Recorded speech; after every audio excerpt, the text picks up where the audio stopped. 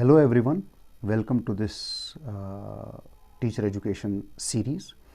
Our today's topic is functions of philosophy of education. You all know that functions of philosophy of education is a very difficult topic to understand. Students usually complain that it's very difficult. They have read it again and again, and I have seen many students writing it in the examination papers and saying that okay, we have written something but we do not understand what we have written. So it's very difficult to understand, but here I would not go into that depth and detail and make it difficult for you. I'll try to make it a bit more simple by way of giving some analogies and some kind of examples. So we'll begin with, you can say, map. You are all familiar with maps. You have seen maps in your lives and you use them at different occasions. And we have seen maps being prepared in schools as well. So maps are required, as you all know, for locating places, to be familiar with some kind of place which you do not know. So if you have that kind of map in your mind, you know that place, and if you have studied that map in detail, you would know about that place. So as this map helps you in some kind of physical territory and help you there to move from one place to another, reach destinations. So in the same manner, we have an educational territory. It also requires some kind of map. And if you are armed with this kind of map, some kind of map I mean to say, it would be very easy for you to guide people in the scheme of education, in the territory of education.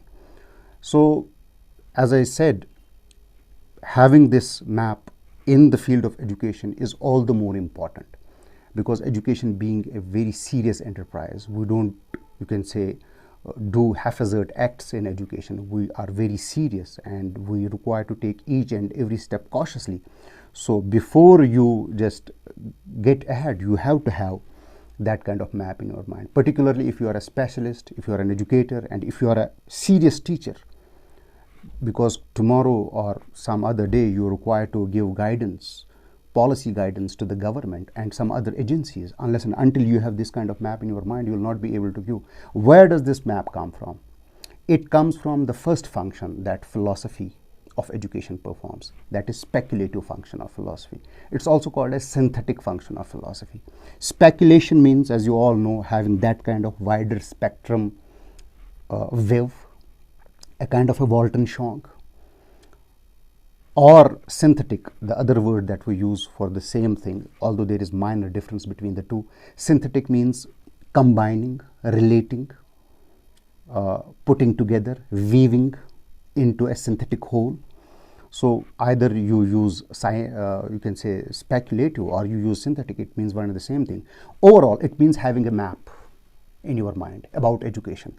If you are a layperson, you don't require this map because you have other people to guide, the educators, the teachers, the specialists. But if you are yourself an education specialist, you cannot do without this map, because tomorrow you will be guiding some policy. You will have to just guide institutions of education, and you will have to guide parents, and even schools would come to you for consultation, maybe. So you have to have this kind of map in your mind. Once you have this map in your mind, it will be quite clear what to do and how to move from one place to another, how to reach destinations, how to reach goals. So speculative function of philosophy gives us this map. Now it is a separate question, how do we speculate? How do we synthesize? I'll give you a simple statement, because otherwise it would require a full lecture on this. Synthesizing means putting facts of sciences together, values, and maybe some other, you can say, disciplines or some other fields of education. Like you borrow facts from social sciences. You may borrow facts from psychology, from sociology, from political science, from biology, particularly neuroscience. You may borrow values from ethics. You may borrow guidance from, in fact, some kind of directions from religion if it bears upon your problem.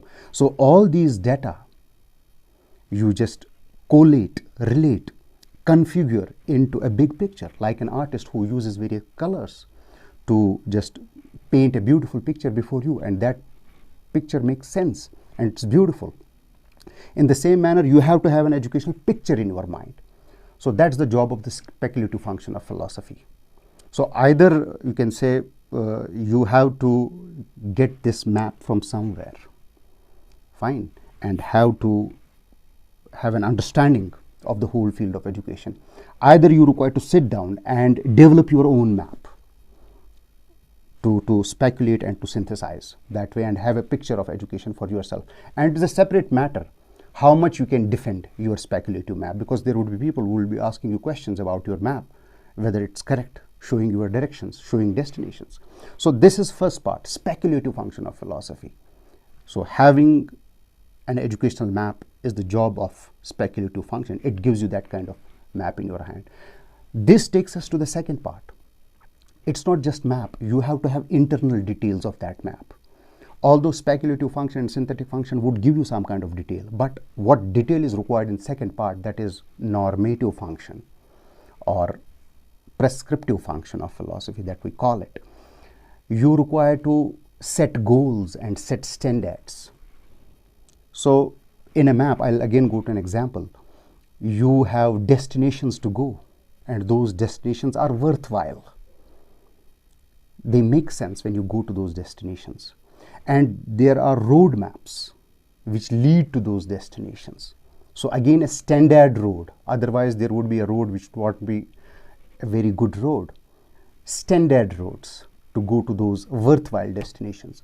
So again, what is the job of, we can say, prescriptive function or normative function of philosophy? It's to set standards and goals. Coming to the field of education, you have educational goals for everything. For courses, for programs, you have goals, and then you just simplify them in aims for every course, like you have learning outcomes. So for example, as far as these you can say roadmaps in this map are concerned, you have curriculum. It's a roadmap towards that destination, towards the goal of education. You have selected a goal, then you have curriculum for that. We have it for every course, for every class, the curriculum. And curriculum is a broader document. It's a wider framework. It is concretized, made a bit simple through content, prescription of syllabus, prescription of textbooks. So prescription, normative function of philosophy. So it prescribes textbooks for you. It prescribes curriculum for you.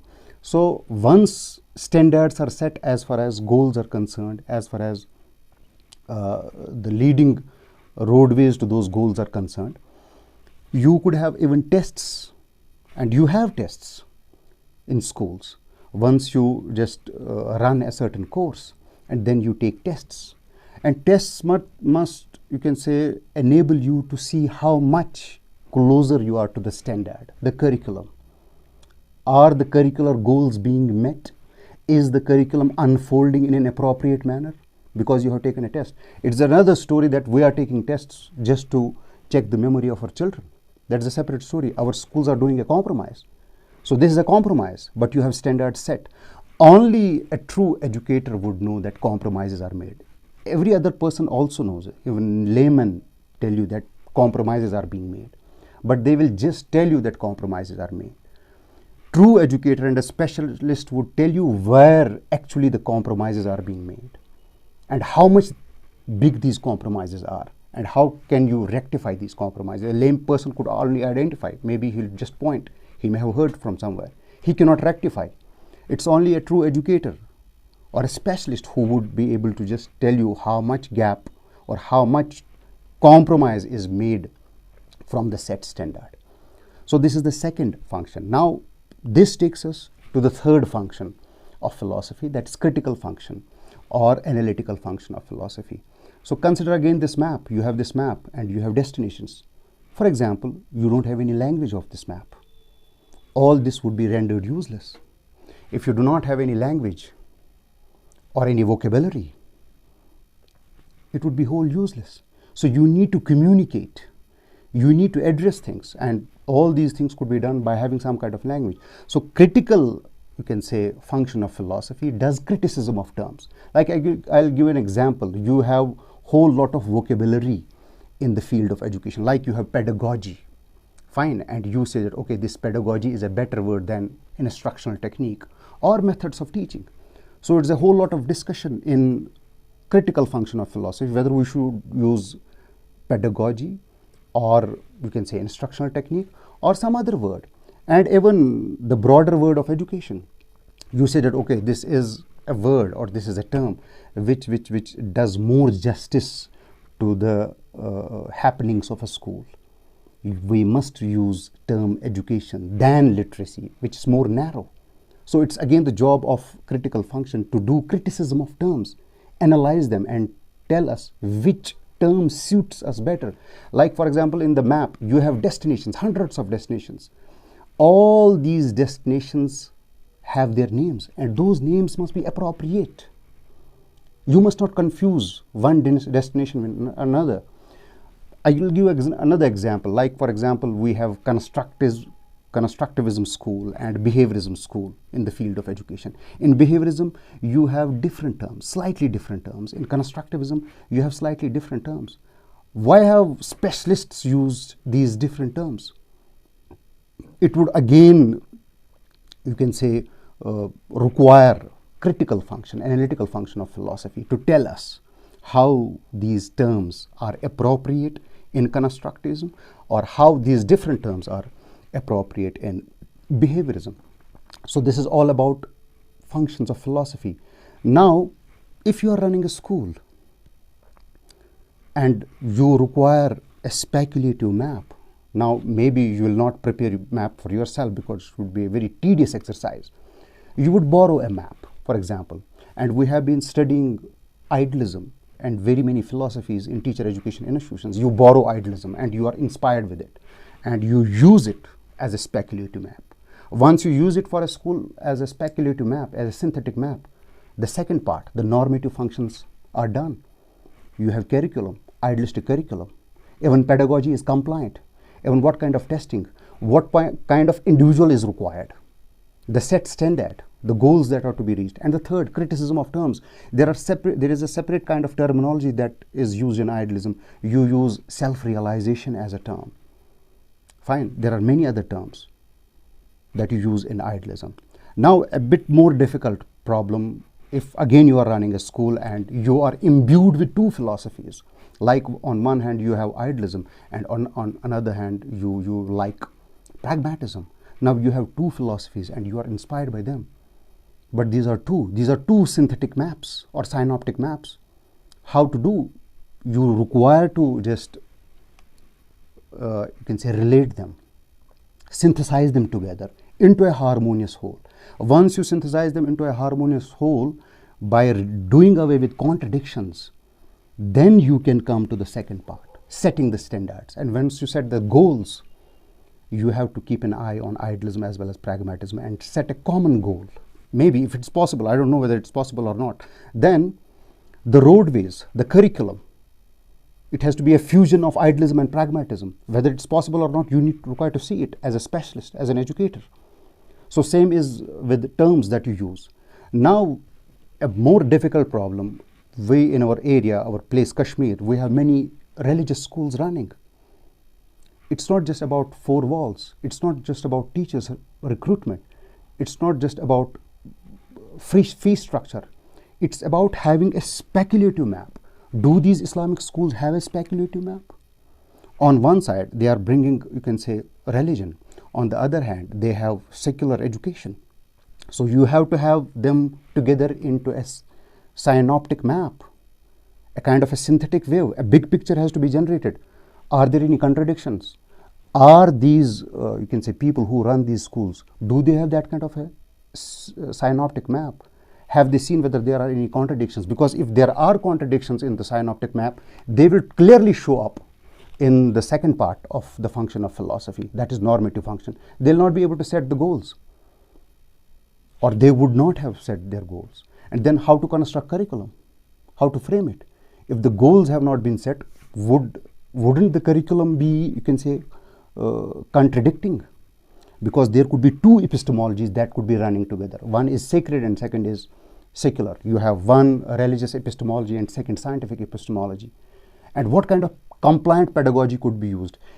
Should same pedagogy be used for secular education and same pedagogy for religious education? Or you can use, you can say, different pedagogies. Have you thought about it?